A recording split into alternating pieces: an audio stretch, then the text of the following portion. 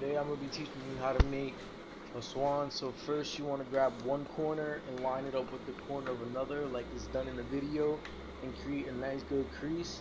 Make sure everything is lined up before you crease and try to make it as even as possible. In this origami structure you don't need to be the neatest in order to do it, but the neater the better.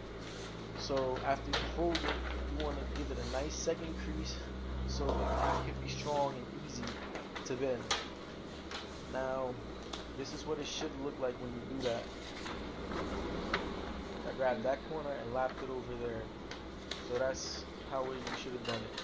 Now you need to get scissors, which is optional, and cut the excess paper off of this line, right there, down that line. So once you do that, you'll get a square piece of paper that looks like this with a crease in the middle. Because I cut right down that line, as you can see.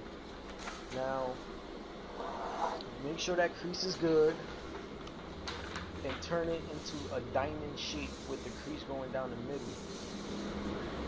Now, you want to grab the corner, one corner, and match it up with the middle line and do the same thing with the other sides and make sure it's lined up evenly and get a good crease. So if you do it right, it should look like kite formation. So let's just give it time to show. And make sure you really get into those creases. The better the creases, the easier it is to fold at the end, because it does get into a little tight, compact little thing. But this is a cool project, guys. But anyway, so once you line up both corners, this side was a little bit hard, so it takes a little bit of time. I apologize for that. But once you get it down, you should just make a big crease and just crease it in. Make sure you put in the creases good, like rub your nail across the edge of that. Now you get the kite formation. Now, the top part of that flap of the kite, you want to bend down until it's even with the flaps that you just created, so it becomes like a triangle shape. Make sure you crease that good and tightly, and run over it with your nail a few times to get a good tight crease.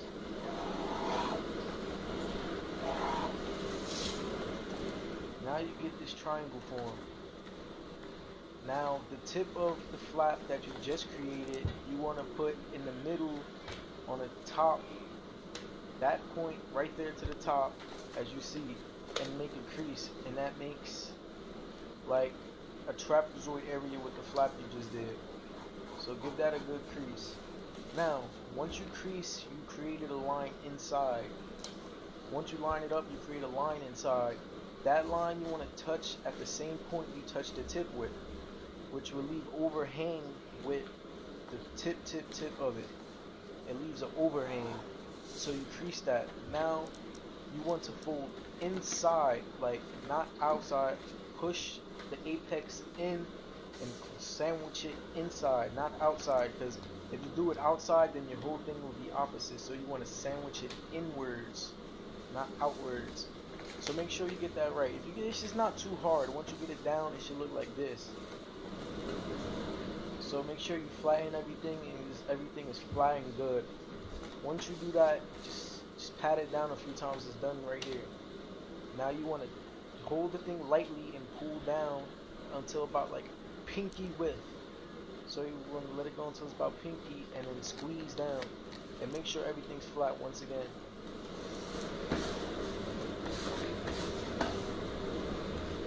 Now you get the edge and line it up with the top edge to make it even a skinnier base. Make sure everything is lined up as evenly as possible to give you the best looking swan you can have.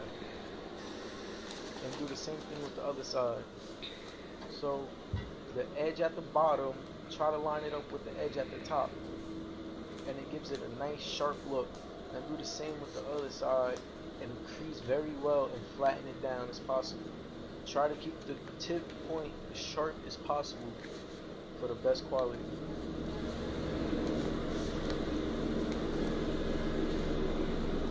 Take your time too, there's no rush in this. It's all for perfection. And practice makes perfect. If you don't get it on your first try, understood. Now the tip to the back tip, try to line up. So tip over in the front, try to line it up with the back with a simple just fold across. Now you can put your finger in and curl it and try to match the tail tip with the nose tip and crease that until it's even. Now this is the hardest part of making the swan that's coming up now. Just make sure that crease is good, but like I was saying, this is the hardest part coming up, and it's this like vertical fold. I'm gonna draw it on the paper so it can be visual to you guys, but this is easy once you get it.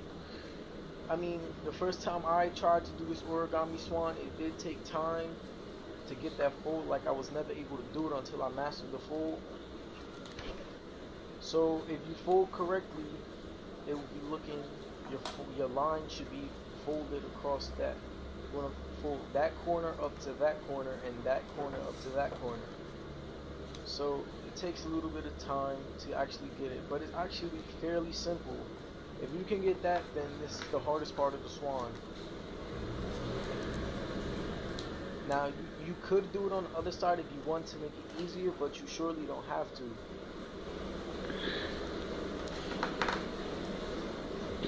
So now it should be good. Make sure your creases are very good.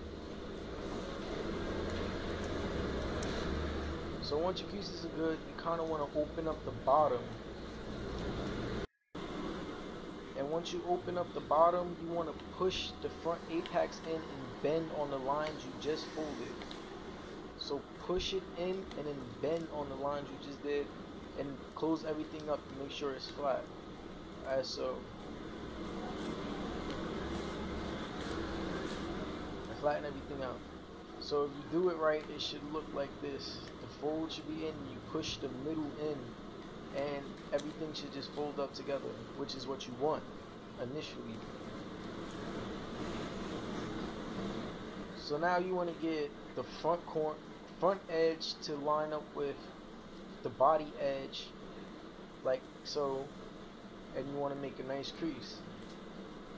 So once you got that crease, apply pressure to get the thing and open it up and push the inside in so it could flip inside out and you don't have to hold it no more. And now it's in.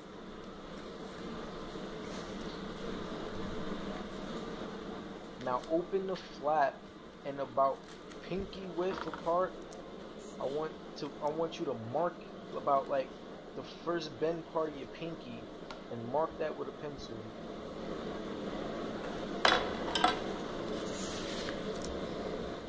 Now I want you to fold on that line that you just marked about the first fold part of your pinky, and then up again to make sort of like a beak structure, like SO. And make sure you're doing this on a hard surface such as wood or glass or something hard like a table. And now you can just close it up and it should look like this.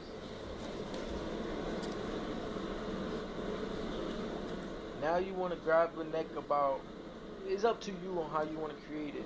So just be creative and put it at a nice like 45-degree angle on it, and then pinch tightly, and just as you did with the nose, open it up and tuck it in as so.